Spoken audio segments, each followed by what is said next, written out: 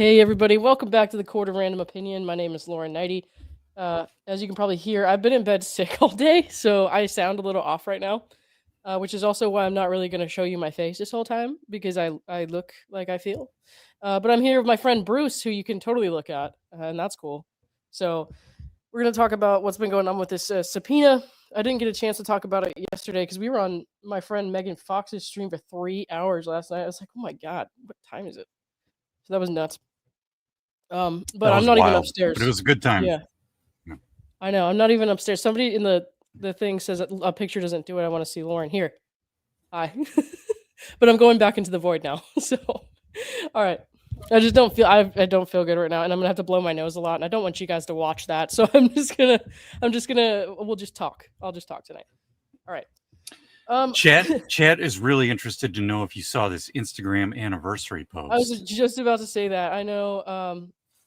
Did I just hear casual drop my friend Megan Fox? Not that Megan Fox. Yeah. So everybody's talking about the Instagram posts. Look, I'm the type of person who I saw those posts and was like, "Oh, that's cool," and I like the post, and then I just didn't think about it again. But since everybody's like really hype about this, why don't I pull it up? This was I guess it's Justin and Emily's 12-year anniversary or something. So she posted a picture. Look how jacked that guy is. That's crazy. Like he's in great Whoa. shape. Yeah. I'm Yeah. Oh man. boy. Oh, intimidating. Right.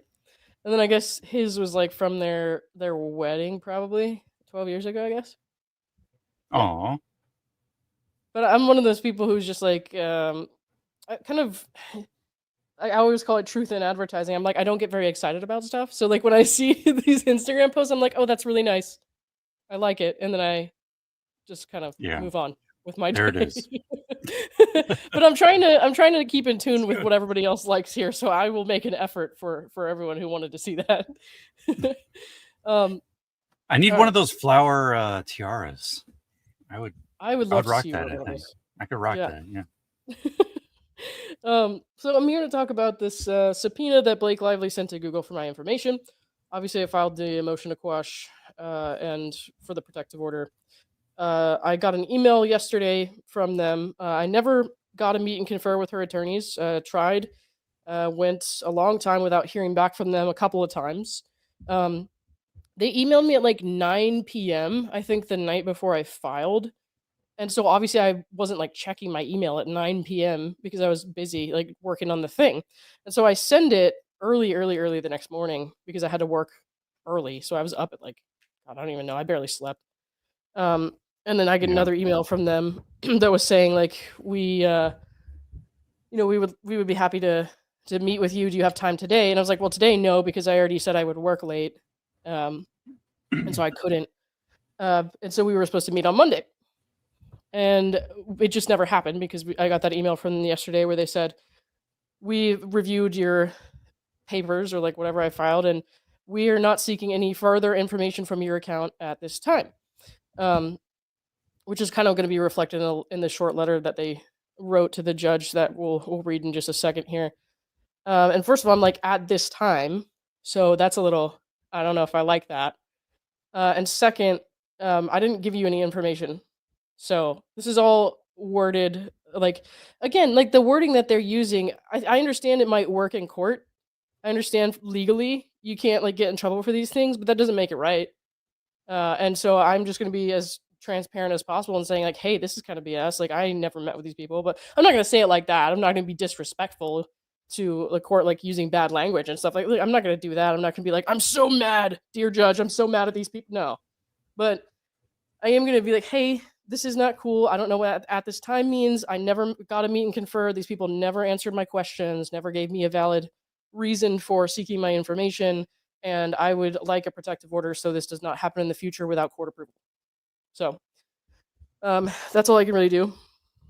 Yeah. But let me just pull this up here. Now, asking for a protective order and asking for fees or sanctions, are these two separate things or are they the same thing in one? I mean, I requested both in the motion here, which is why I'm just writing to say basically I would like to address the things in the motion that are not moot because that's what they were saying here. So let's just hang on. Let me read this real quick. All right. Very good. All right. So, based on the third party's representations made in meet and confers, which none of us had a meet and confer, none of the 5 of us that's mentioned in this document, as far as I know. You guys have seen, because I included my email correspondence with them in my as an attachment, as an exhibit, everything that's been said between us. There was no meet and confer. None of my questions were ever answered. Public statements, okay, and or information provided in their moving papers. There is no further information required from the subpoenas as to these specific third parties at this time. Ms. Lively is therefore withdrawn the subpoenas as to them. Accordingly, Ms. Lively requests that the court deny the third party's motions squashed as moot. So, public statements and moving papers. You didn't really tell them anything. It's not like I said publicly, here is my bank account number. Here's where I was at all times. Here are my IP addresses. It's not like I disclosed any information in either of those things. But yeah. So I don't really know. I guess it's just to kind of confuse. Like that's a pretty broad scope of things. So it's kind of an excuse in my opinion, but whatever. I guess like I said, they can word it how they want. These people are good at that. They're lawyers, they're supposed to be good at that. Yeah, I mean to me some of this feels like boilerplate or copy paste, like standard template stuff almost. Everything's been very boilerplate, yeah. Yeah.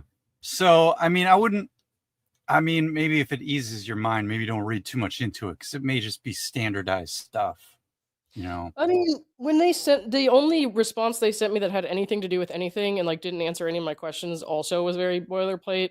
So it's like there's not much to really read into. But when it comes to these things like saying, further information and stuff like that, they have deliberately used and recently specific wording to make it seem like we were implicated in some kind of scheme. And we're not, obviously. So I am a little careful with that. This here, I mean, further information implies, right? Previous information or existing information, and you're saying there's no information. I mean, I didn't give them any information that they were seeking, so yeah. So even if it's boilerplate, it's a little misleading because it's not like there's further information. There's just no information. Mm-hmm. Sorry, 1 sec. Okay.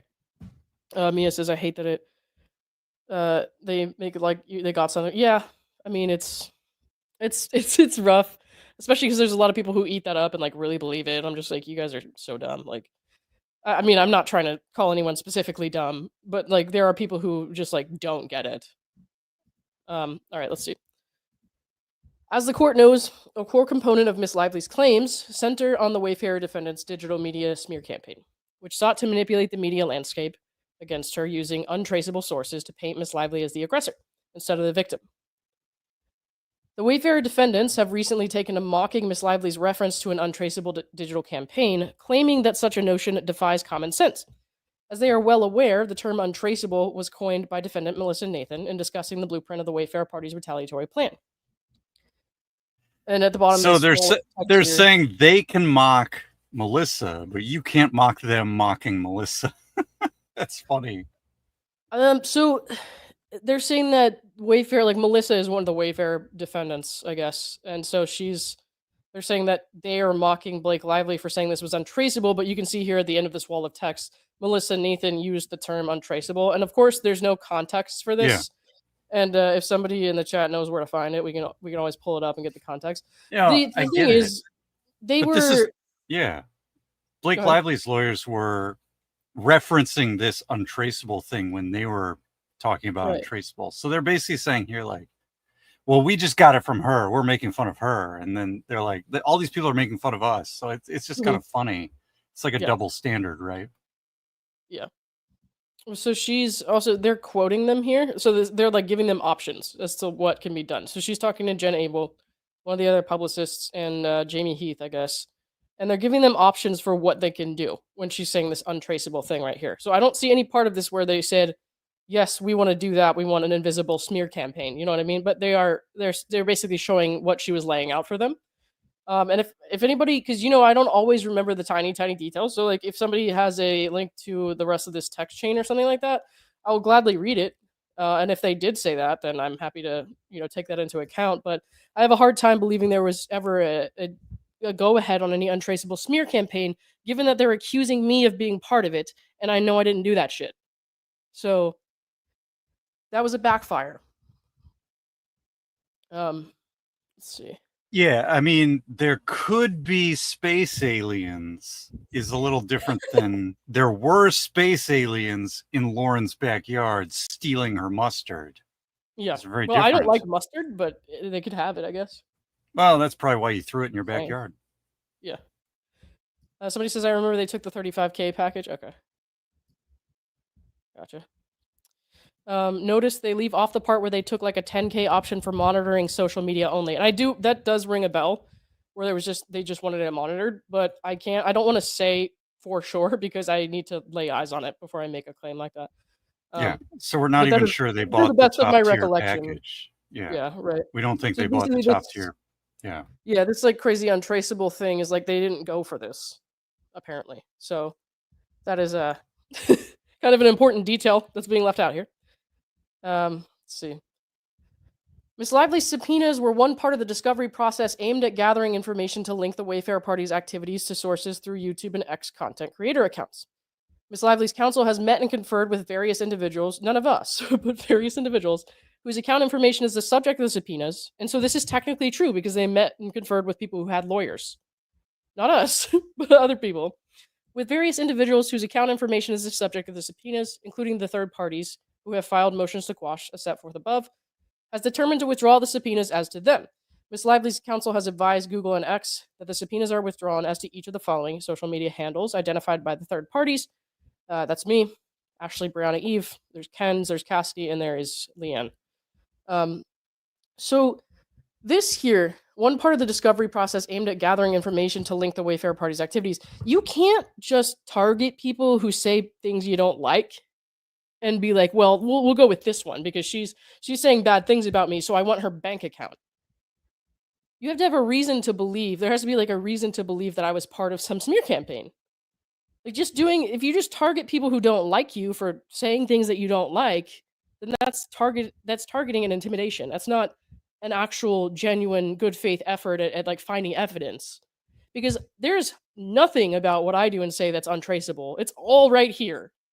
Obviously. So that is not like something, even with the emails like that I mentioned in my declaration, you can see like in real time, if you go back far enough in my streams, you can see where I was like saying, I think I'm going to email them and ask for this. You can see that it was my idea.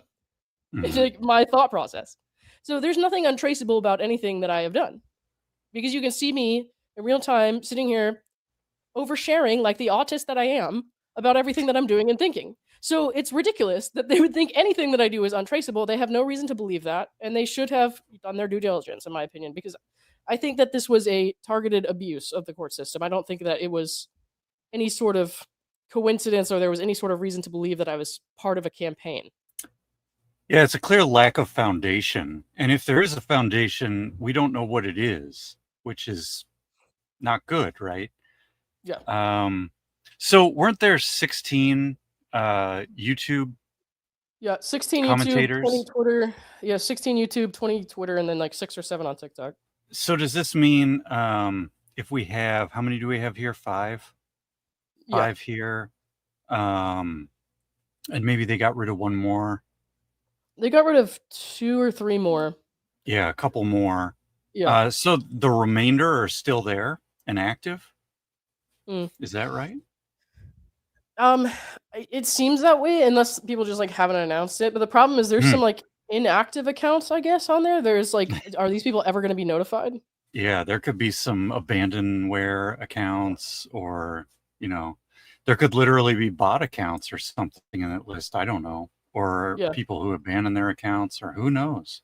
Could be. Yeah, but mysterious. If you're intentionally targeting people who just like say stuff you don't like and who didn't even start talking about it until after the lawsuits dropped and are only commenting on things where you can see where they got the information, that's a bunch of bullshit. You know that's not an untraceable campaign because everybody's showing their work on that one. Now, Lauren, So the then, chat is very animated about the difference between a third party and a non-party. Is there a strict definition you understand for that, or? Honestly, I don't want to tell you the wrong thing, so no, I have no fucking clue. Okay. Yeah, Sorry. I know we I'm a need Omar. non-party, but I have no fucking clue. I don't want to give you the wrong information. Yeah, we need Omar or someone for that. Okay. Yeah. Yeah. So regarding this letter that I'm gonna write, I'm just again, like I said, I'm just asking for the protective order still. I'm gonna mention the sanctions that we asked for. Do I know if it's gonna work out? No, I have no idea. But I feel like not trying is a mistake, especially if they're saying, at this time in the email they sent me. It sounds like you might pull that shit again. Uh, and if you're gonna target people who say negative things about you online with subpoenas and potentially drag them into costly litigation, ruin their finances, and in a lot of cases their reputations, because Ashley works in PR, you know, um, no, like you should have to get court approval and have a reason for doing that before you do something like that. Before you drag someone through the mud like that. Like if you don't, unless Right. you're like the people on the other side of this lawsuit, they're suing them. So I understand why these people they ask for things from these people and they say things about these people. We're not being sued. We're not parties to this lawsuit. We're not defendants. You Yeah. can't sue people for saying things you don't like. So, I mean, you could try.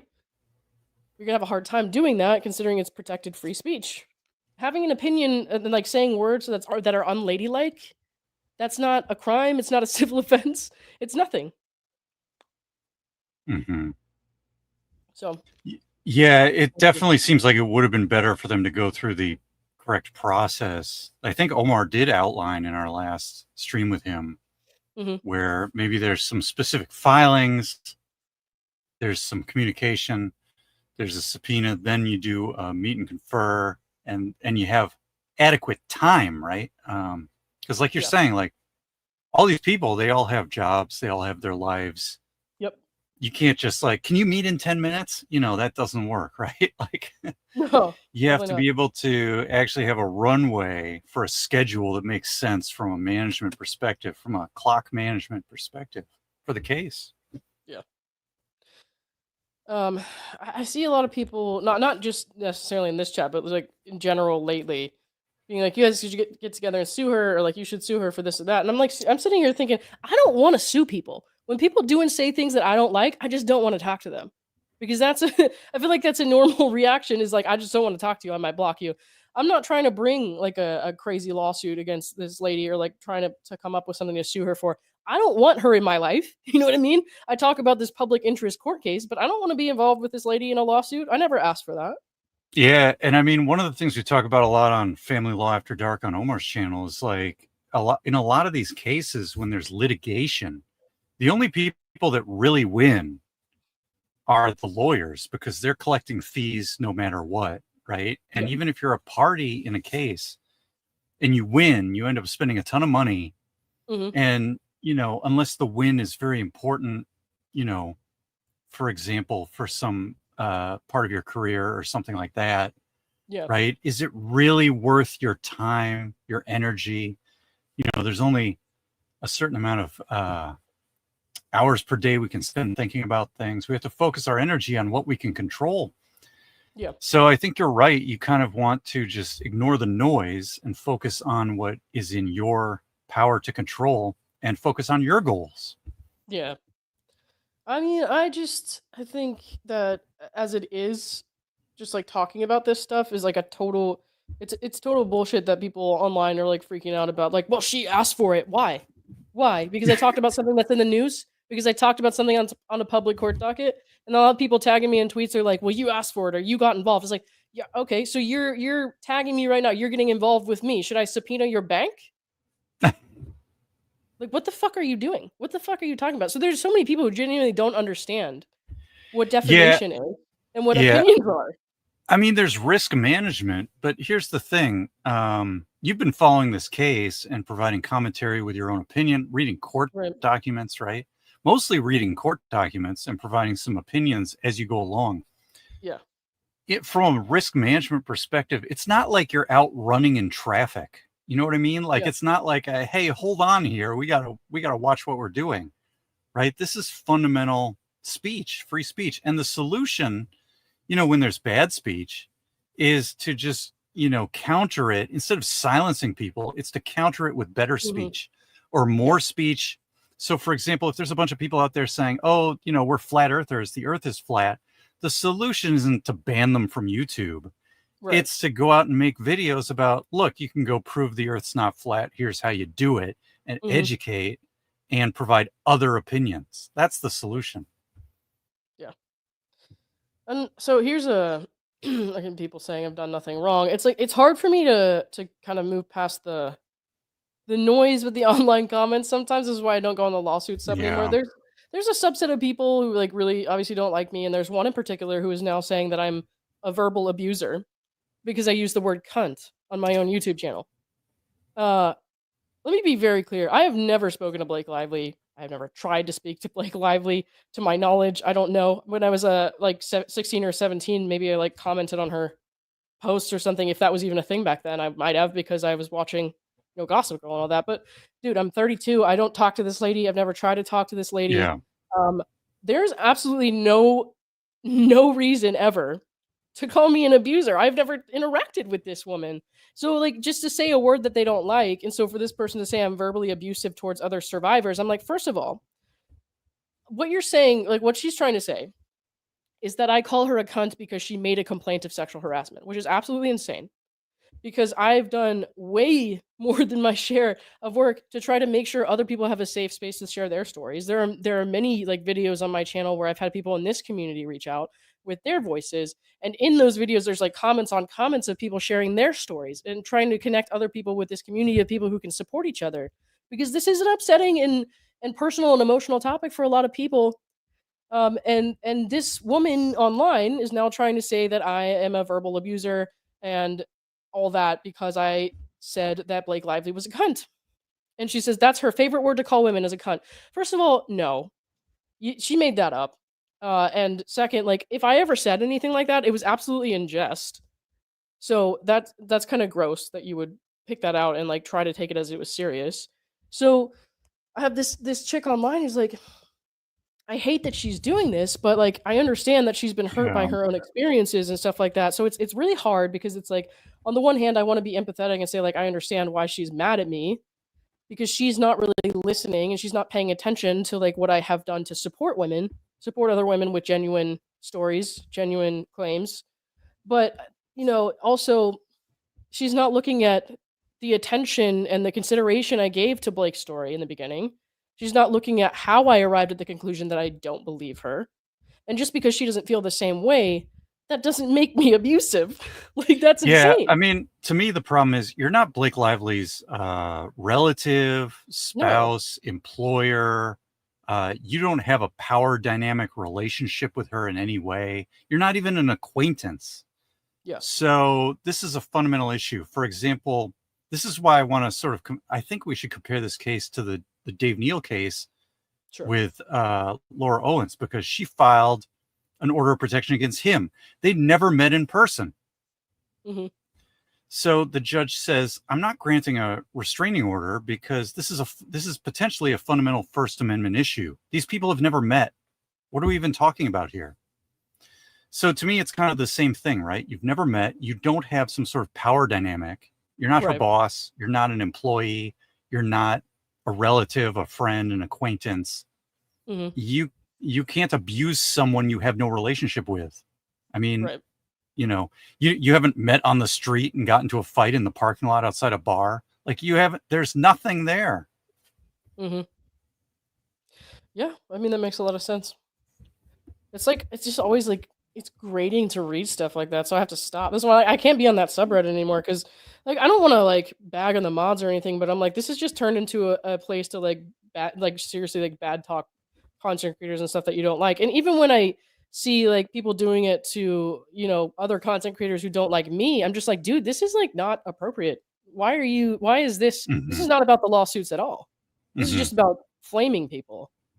So like, I don't like when they do it to other people, even people that I don't necessarily think that I would ever agree with. And I certainly don't like when they do it to me, but it is free speech. They are allowed their opinion. And as long as they aren't bothering me or harassing me with it, they're allowed to do that. So it's like, the only logical solution at that point is for me to not look at that sub anymore. Because exactly. And I think, yeah, it's almost like it can be hard to take our own advice. Like we give advice to other people and it's hard to do it ourselves. So we may say yeah, things like, hey, Laura Owens, you don't have to watch Dave Neal videos. Hey, Blake Lively, you don't have to watch Laura Neidigh videos. yeah, Like you don't have to. You and I don't have to go to Reddit and read all the comments, right? right. Yeah, and like that's what you do when other people have opinions you don't like. It's like you avoid them, you block them. If they're not harassing you, then you have to like Hmm. let them speak their mind. They have a right to do that. Hmm. Um, but I'm not going to sue them, subpoena them, stuff like that, call them, like horrible, awful, Yeah. like, and I'm not gonna. Well, Troll I mean, them or I might whatever. Yeah. say like I might say here in my own space that I think they're not great people, but I'm not gonna go to them and send them messages Hmm. and say what a terrible piece of crap I think they are or anything like that. Like I'm not gonna do that Yeah. And because people need to. that's the solution I was mentioning before, right? The solution to Yeah, bad speech is to counter the speech with your own, right. so if you see someone saying 1 + 1 = 3, you go on and explain, here's why 1 + 1 Mhm. = 2 instead. Yeah, It's fair. yeah, It's fair. yeah.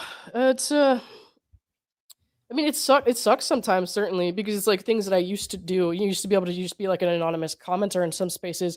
I now have to worry about not wanting to see things about me that are shitty. You know what I mean? Yeah. So I'm Yeah. kind of navigating that, and kind of it's not like a huge loss or anything, but at the same time, it's kind of like wow, this was like something I used to just like enjoy. Like if I'm like doing something around the house or like listening to something or whatever, just kind of scrolling on my phone. I'm like, well, I gotta I gotta avoid these places now. Right. Right. Um, yeah. Okay. So Hmm. I got, and then this is something I want to point out too, and I know this is a personal thing that I obviously have mentioned in passing. I joke about it a lot, but I haven't really said it too much. People are like, "Why are you paying attention? Why are you explaining this or that?" Blah blah blah.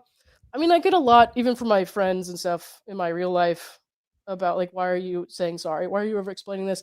I and I don't know if you and I have even talked about this. So I back in January and February, I was having a really hard time.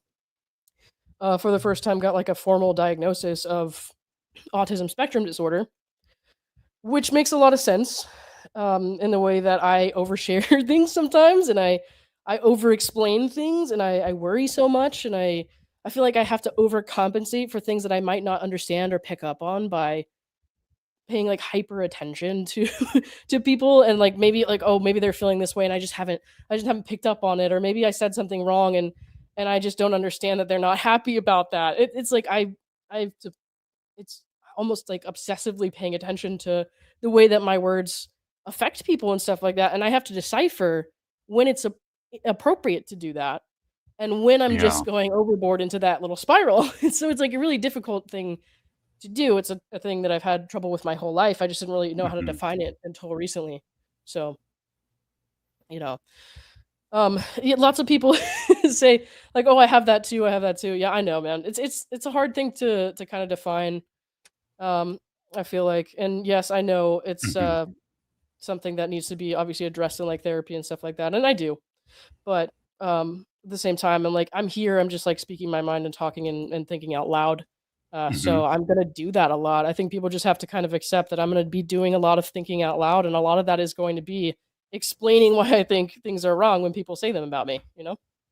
So Yeah, for sure. And I think one important thing you mentioned was a spectrum. So, I think a yeah, lot of people can relate because there's and you might be higher up on that spectrum, but there's a spectrum there that other people can relate to.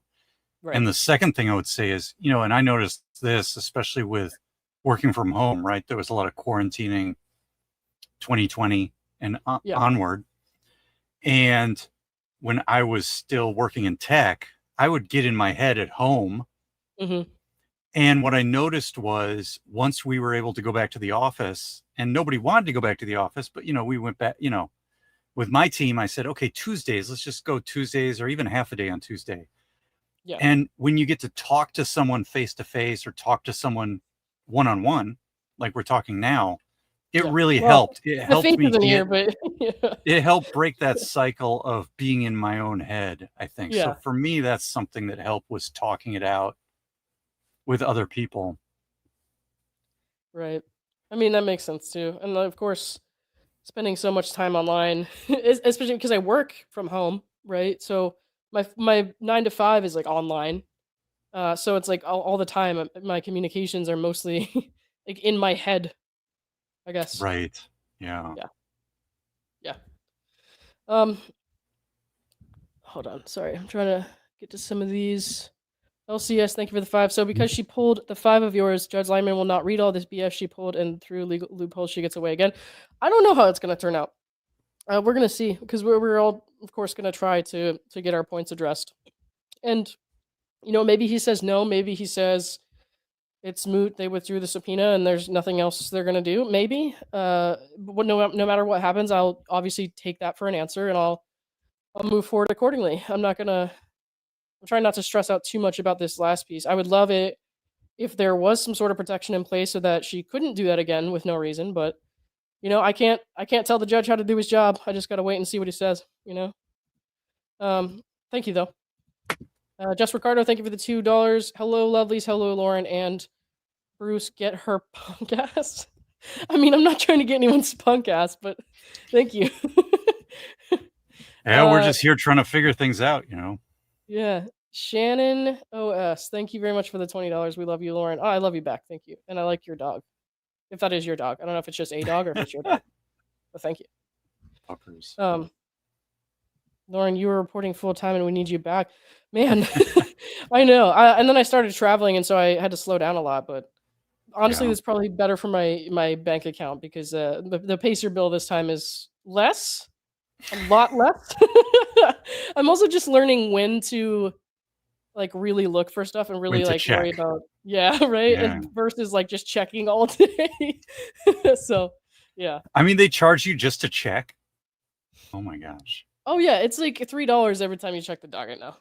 Wow, what a racket. Yeah, dude. I need a website like that, man. I mean, we could try to make one. Moose tracking, $3 a hit. Moose tracking? I mean, they do have those track those the moose websites. Track the moose van or something.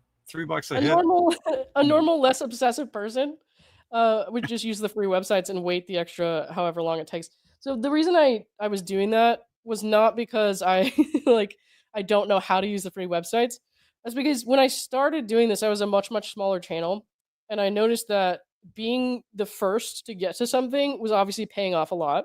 So I just decided to make an investment. I was like, listen, I'm gonna try to get to everything right away.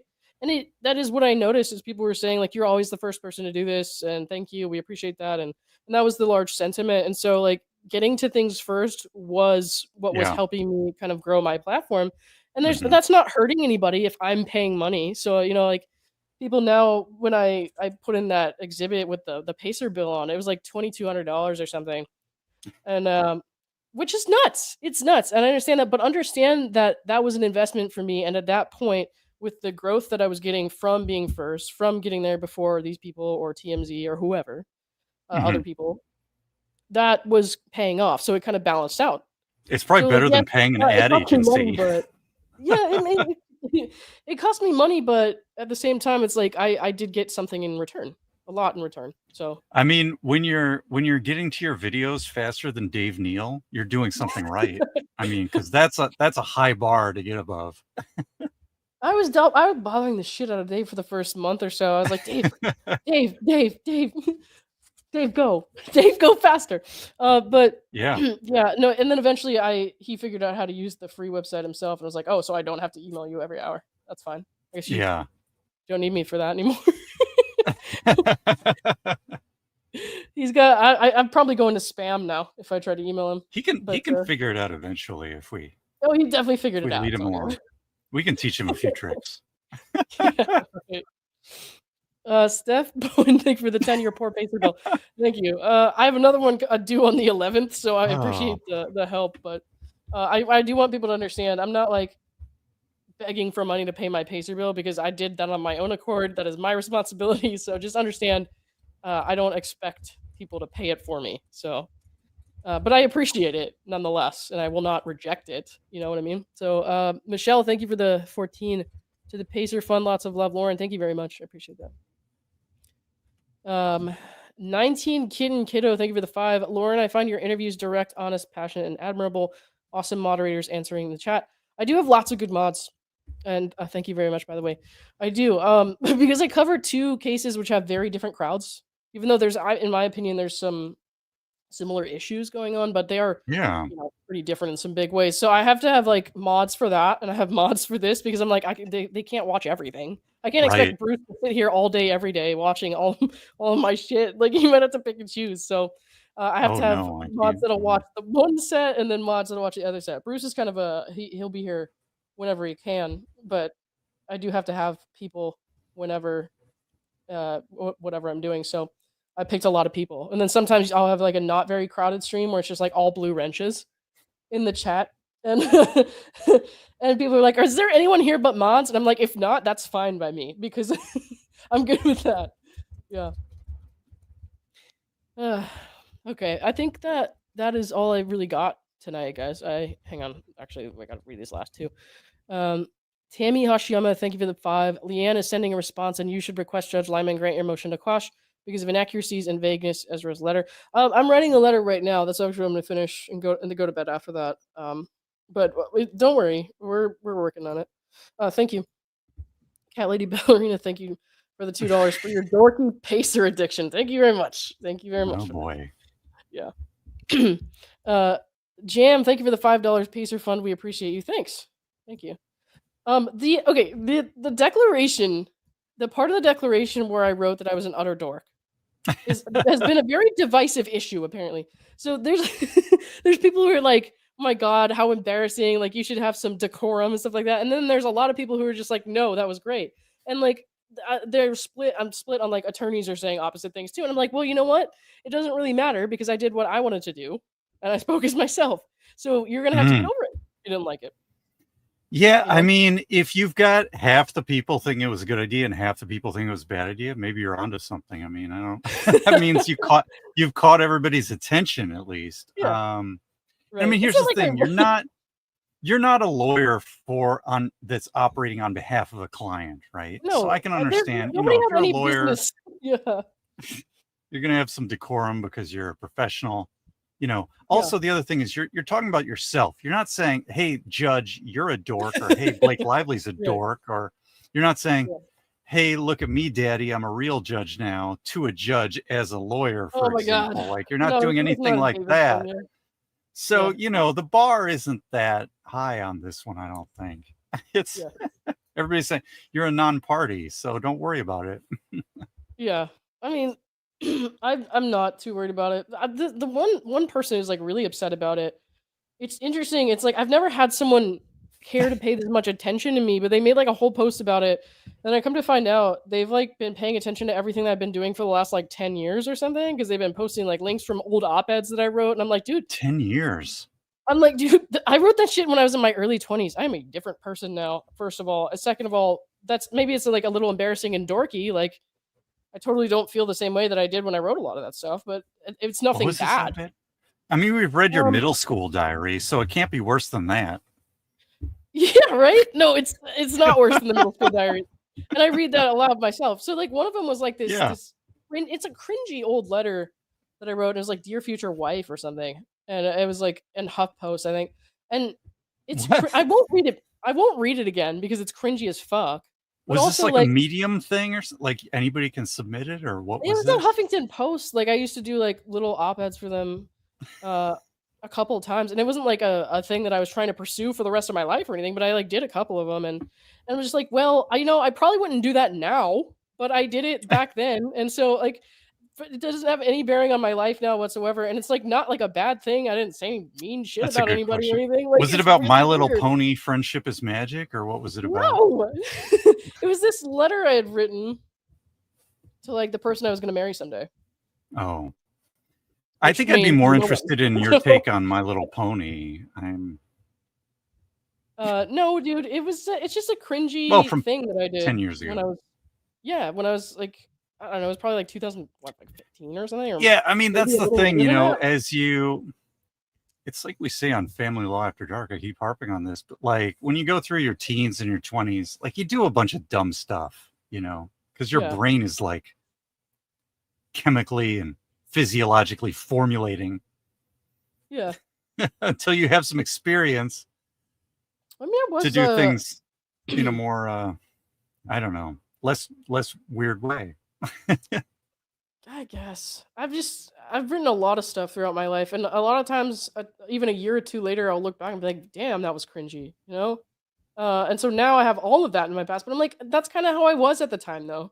So it doesn't Sure. really bother me that much.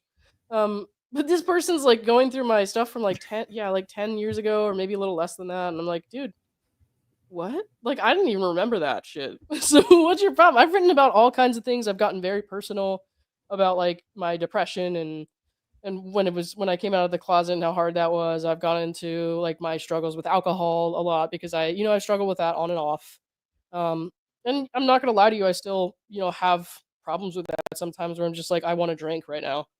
And I have a hard time saying, I probably shouldn't do that. But it's not how it was. So I'm getting a little bit better, but I just I think there's a lot of stuff in my past that people could point to and be like, "Oh God, look how weird she is," and all this shit. And I'm kind of like, well, that's how I was at the time. That's who I was at the time. It doesn't mean I have to be that way right now. So I don't know. Well, I mean, it's not like you ever made a commercial for Bud Light Lime or anything. I mean, there's time. I guess. I don't know why they would want me, but that's yeah. a deep cut. But anyway. Yeah. Jesus. All my jokes are inside baseball. I apologize. That's okay, man. I don't understand them, so I just usually go, ha. Now that was funny. Well, like Dave Neal made a Bud Light Lime commercial like 11 years ago. It's pretty funny. No, I remember you showed us last night, didn't you? Yeah. Yeah. So if anybody wants to see that, go to Megan's channel. Megan Fox, not that Megan Fox. Other Megan Fox. Yeah. It was I like I had to stop watching something. I was like, "What is this?" And I just turned my camera off, and I was like texting. I was like, "I can't watch any more of this." Oh boy. Yeah. All right, guys. I think that's it for me tonight. I gotta finish this letter, and then I gotta go to bed. So, all right. Right on. Thank you, Bruce. Well, hopefully this helped, and we've worked through some thoughts, and we understand the next steps. I guess you're going to be filing a new response to this, and we'll see how that goes. Yeah, and we'll keep an eye on, because there's still, maybe like half a dozen to 10 of these subpoenas out there, or maybe even more if you count the. My understanding is they have until the 31st to file something. So, and if they have attorneys, they're probably going to wait till the last minute, or they'll meet and confer and withdraw. So. All right, and that's Thursday. All right. Yeah. Very good. All right, and 3 more of these. Trina, thank you for the $2. What editing software do you use? Well, when I edit my own videos, I don't care enough to use like a software, so I'll just do it in StreamYard. If it's just a video of me talking, I'm just like, I'm not even bothering with that. But if I'm editing something important, like a project that I'm working on or a show reel or something, I'll use Vegas. But that doesn't happen very often because my YouTube is mostly just me talking. So I'll like split it up in StreamYard, but I don't put a lot of effort into that, which is weird because I'm like, editing is something that I went back to school for, and now I'm like, I don't edit my own videos. I basically just like trim. That's it. So you would never know that I gave a shit about editing at all if you just watch me talking. I would recommend DaVinci Resolve.